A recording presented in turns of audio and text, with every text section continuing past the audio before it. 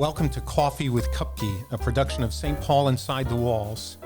Here on Coffee with Kupke, we grab a cup of coffee, at least we're claiming this is coffee.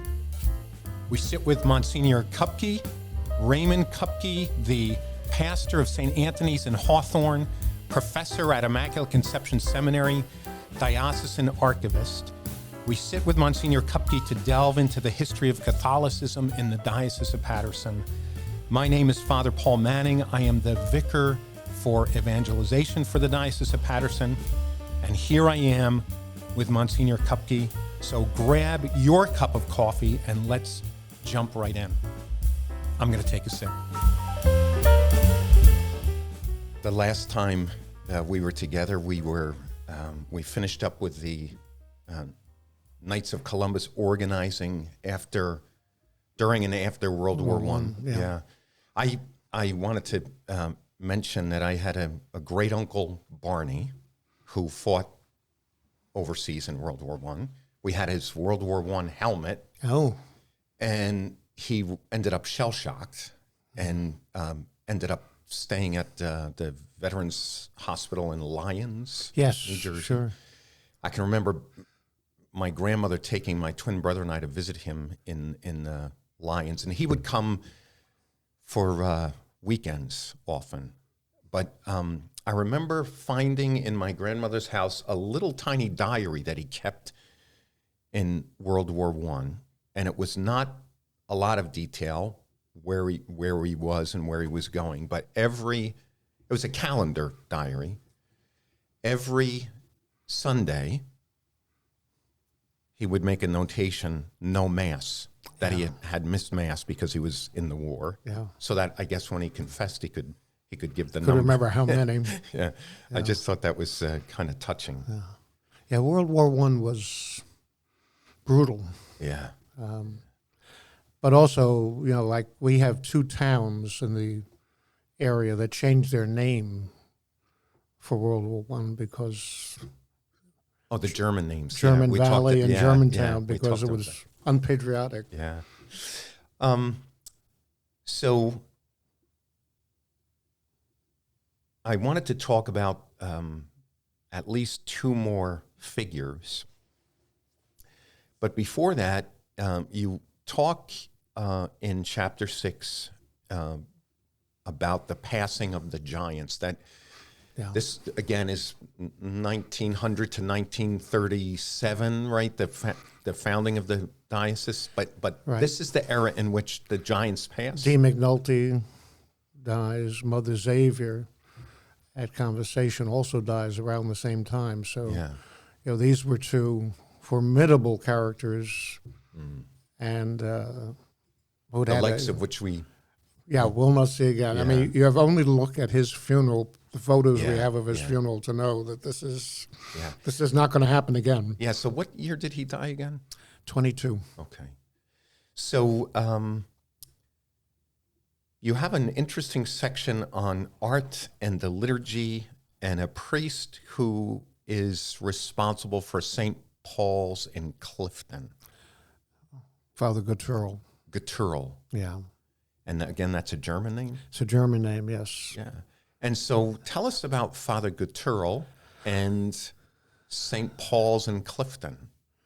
Well, St. Paul's is founded as a parish, I think 1913, something like that. And Gutturl was the first pastor. So they had a little small wood frame church, the official starter church of Catholic New Jersey, basically. Yeah. But Gutturl always knew that he was going to be building something more permanent. And Gutturl was a little crazy.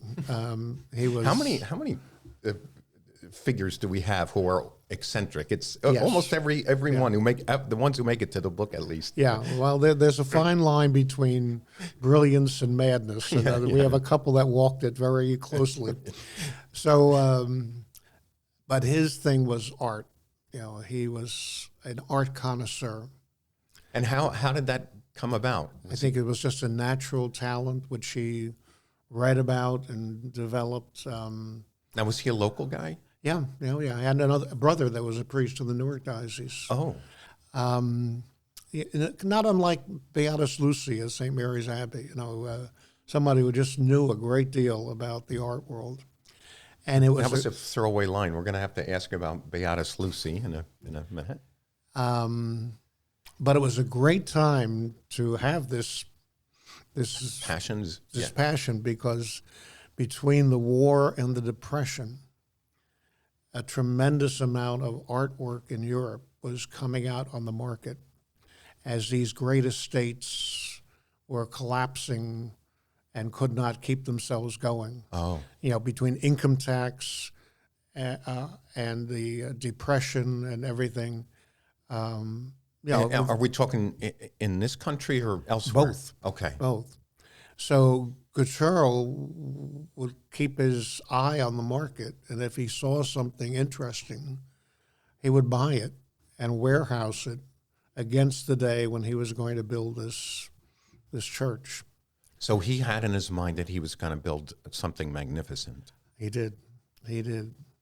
And it's interesting, if you look at the churches that were built in this period, this is the period between the two wars when Catholic money and Catholic interest in their own history, culture, art, patrimony, kind of smacked together and produced the most magnificent churches we have in New Jersey.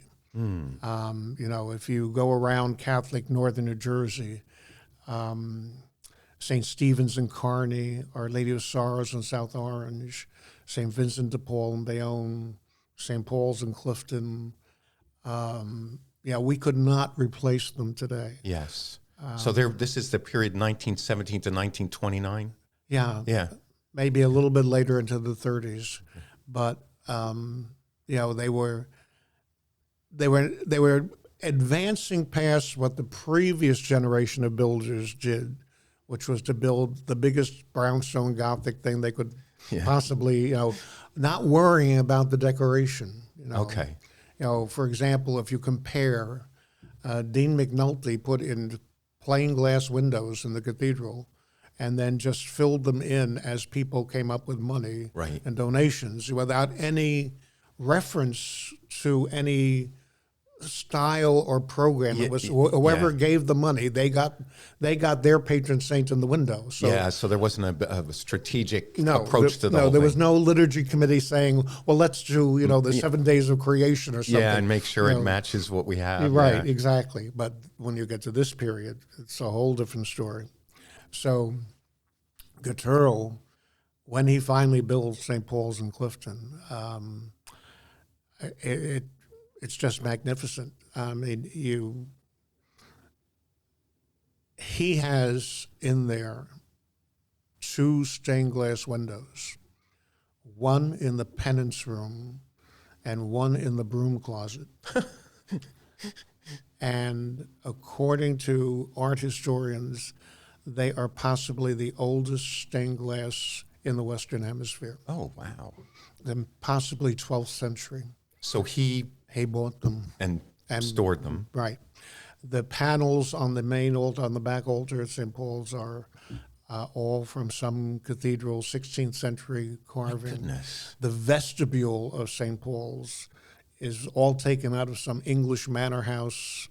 So if you haven't visited St. Paul's in Clifton, it's worth a visit. Yeah. You should. I haven't been there in a good while, but it almost is cathedral-like. Yes. Yeah. Absolutely. Is it big enough to? Yeah. It could have been a cathedral. For a small diocese, it could be. Yeah. And how was he able to finance this? Was he tapping patrons? Did he have his own resources? I think people were generous. Things were a little cheaper then. Yeah. And I think he just conserved money. I mean, I see the same thing in St. Anthony's, in Hawthorne. Sometimes I look at what they built 90 years ago and I say, how did you ever pull this off? Like, one of the few things we have a record of St. Anthony's is the Marian side altar that was given by the Knights of Columbus. There they are again. Yeah, $5,000 donation. Yeah. In 1933. Yeah. You know, that same year, the entire Christmas collection was $2,400. Wow. So you just look at them and say, how did you get this money? Now, was there a liturgical flourishing? Was something going on in the broader church in this era that Sure. You have the liturgical movement in Europe, which, you know, the German Benedictine abbeys, the French abbeys, the writers at this time, at Guéranger. So you have a liturgical movement starting in Europe. And where was that coming from, this liturgical movement? It was Mostly monastic. And what, they were trying to reclaim the past beauty trying to, particularly musically. Oh. Pius X, in addition to screwing up confirmation and First Communion, I have a whole rant on the age of confirmation, which has floated up and down ever since Pius X. But he's also, you get it straight here on Coffee with Kupke. Yes. Yeah. But also, liturgical music. He's the one who first began some of the formal liturgical changes by issuing several documents. He, along with Cecilia and King David, are considered the patrons of Pius X. And there was for many years the Pius X School of Liturgical Music at Manhattanville College. So, and then a couple, not that long afterwards, maybe 30 years later, in the early 50s, Pius XII revamps the Holy Week. We think all these changes came after Vatican II. Yeah, that's what I was going to point out. In reality, some of it is earlier. Yeah. Was the music, the musical movement trying to reclaim Gregorian chant? Yeah. How about polyphony? We're not so so much. Yeah. But they were moving from almost, I don't know how to describe them, from O Mary, we crown thee with flowers today, to Ave Verum Corpus and Salve Regina. Yeah. And so there was a movement, which justifiably you would think would come from the monks. Yeah. And this jumped to America at St. John's Abbey in Minnesota. They became a center. Yeah. So there were. This is a period when you find a slightly more educated clergy. Slightly more educated. Well, you find guys that have moved out of the brick and mortar building period and have some interest and effort in terms of studying different areas of church life, getting more immersed in something like liturgy. So in other words, they're not just survive it. The church is beyond the survival mode and is now into some kind of growth and development. So you have people like Couture, eccentric though he was, but he was not alone. There were others that were taking an interest in the liturgical revival. I don't think, from what I've seen of them, that they ever thought it would get as far as it did in such a short time. The liturgical movement, you mean? Right. They talked about, vernacular in the liturgy as if it was something that maybe in 1,000 years might. I don't think they ever envisioned that it would go as fast as it did. So, what's interesting is that, as you mentioned, we tend to think of liturgical change coming as a result of Vatican II, but in many ways the stream had begun and flowed into Vatican II. Yeah. And if I'm not mistaken, the first document was Sacrosanctum Concilium, right? Which was on the liturgy. The only one that was approved at the first session of the council. And so, how much of the liturgical movement influenced Pope John to convene Vatican II, do you think? I don't think much at all, actually. Okay. I've whatever reading I've done on John, that's not one of his strong suits. Okay. I think, he started this council and was willing to see where it went. Yeah. But I don't think he was a great liturgical promoter or. Yeah. So, what do you think motivated him? Was it a worry that the church wasn't engaging the world properly, or? Yeah. He felt that the church was in kind of a retrenching mode. Let's hide behind our walls, build them higher. The 19th century had been a terrible time for the papacy, and he felt that it was a very reactionary stance. But meanwhile, from his assignments, he saw on the ground the world in a different way. He was Patriarch of Venice at one point. Yes, Nuncio to Bulgaria, to Turkey, to Greece, the Second World War. He had what you might consider kind of dead-end assignments, but that led to the papacy. Yeah, exactly. I mean, if you don't believe in divine providence, you just read John XXIII's life. Yeah. How many shards can you put together and still make a stained glass window? But he had so much practical. That's going to be the title of the episode, I think. Something about that. Yeah, go ahead. But his practical experience led him to believe that the world was not the anti-Catholic, vicious, anti-religious place that some people in the Vatican, kind of it's us against them. Yeah, we didn't need to be a fortress in his mind. Right. Yeah. And so. Interesting. But I don't think he had much in terms of a liturgical bent. Yeah. But the council brought those threads together, those things that had begun. I remember reading somewhere that the first time they took like a straw vote on the vernacular and the liturgy, that they themselves were shocked. At how many people were pro?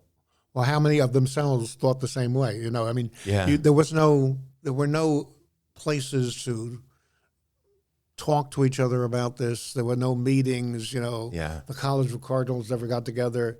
Yeah. So you might have this wonderful idea in your head that, really we should do some of this in English, but you didn't know if anybody else was thinking that way. Yeah. So when they took the first vote, and it was an overwhelming majority that wanted to progress, they may not have all wanted to progress as far as they did, but they were kind of looking at each other and saying, really? We all think this, huh? You mentioned that Gutturl.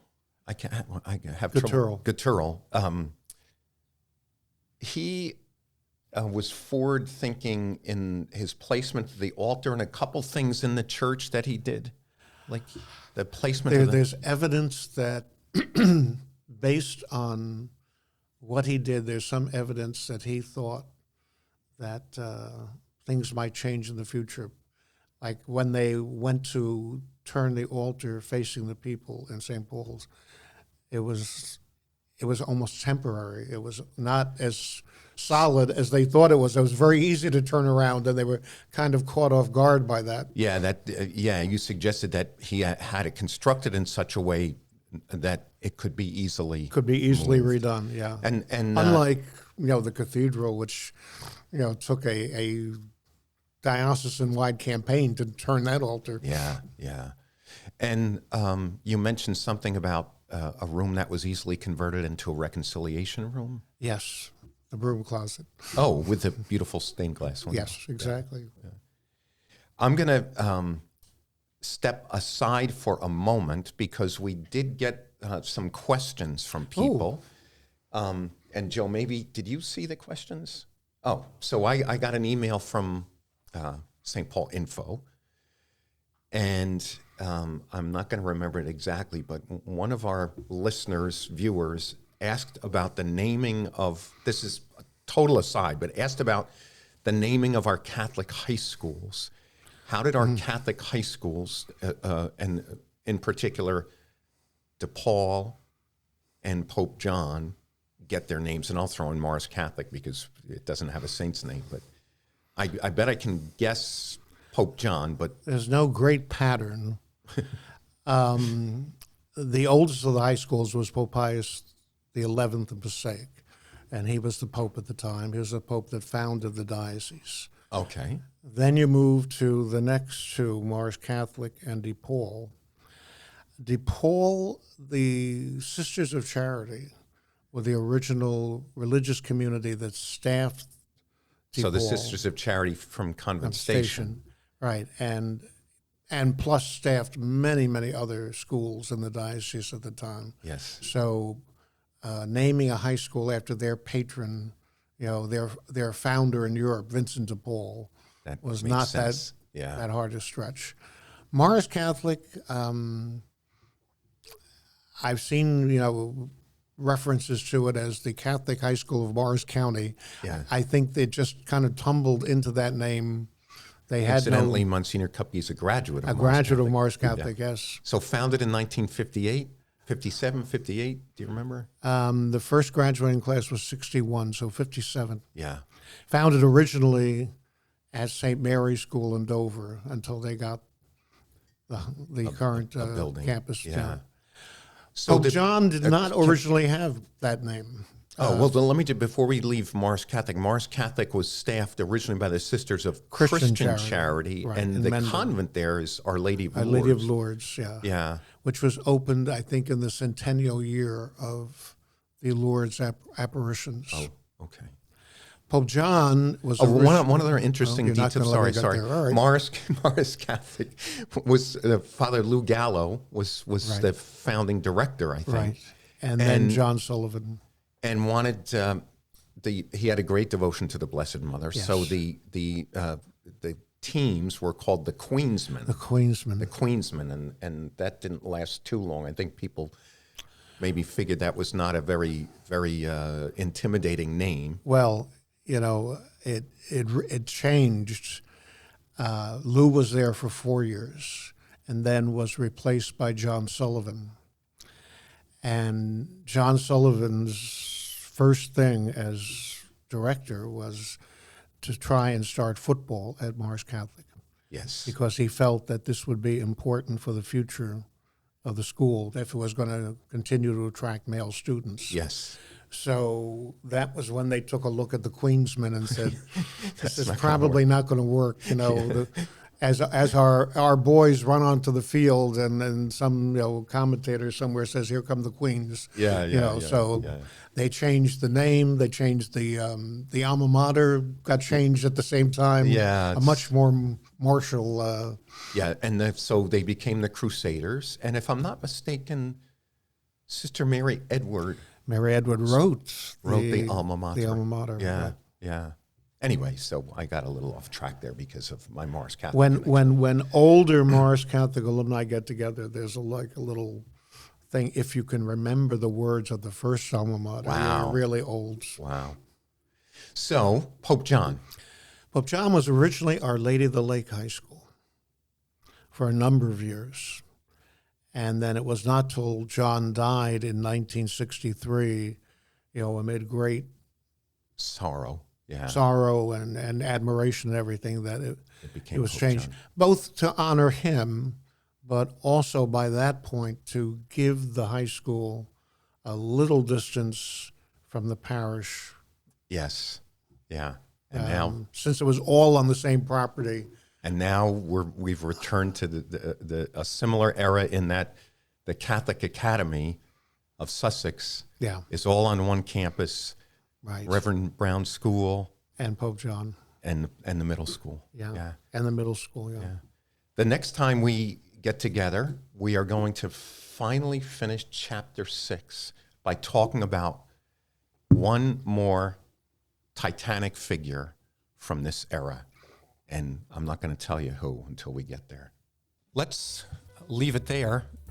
I want all of you who are listening or watching to make sure that you keep an eye out or an ear out for the next episode of Coffee with Kupke. In order to stay on top of new releases, make sure you follow or subscribe wherever you're listening. And if you are on YouTube, please do drop a like and hit the bell for notifications. While you're at it, make sure to check out the other shows produced by the diocese.